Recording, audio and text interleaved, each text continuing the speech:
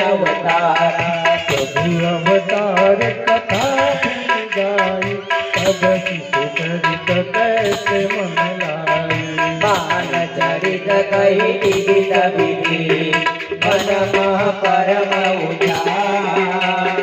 ऋषियागमन कहसि गुणे श्री रघुवीर बहुरी राम अभिषेक प्रसंगा पुनि रूप बचन राज रस गंगा पूर्वासिन कर विरह विषादा जय श्री राम लक्ष्मण संवादा गवन के वसय अनुराग सुर सरियुदर निवास प्रयाग बाल्मीक प्रभु मिलन बखान चित्रकूट जिमि बसि भगवान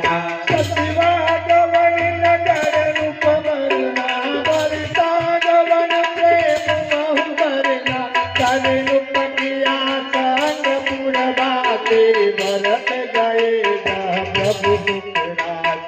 मुनि रघुपति बहु विधि समुझाय ले पाडुका अवधपुर आय भरत रानी सुरपति सुर करनी प्रभु अरु अत्रि भेष पुनि मरनी कही विराज भग देह विधि देह तजे सर्व मरण सुधि चन प्रीति पुरे प्रभु अगस्त्य सतसंग कही दंडक बन पावन ताई भीम में त्रिपुन के गाय उन प्रभु पंच बचे सुख बाचा बचे सकल मोहि नचिताता मुनि रज मन उपदेश अरूपा सुर पंकादिन की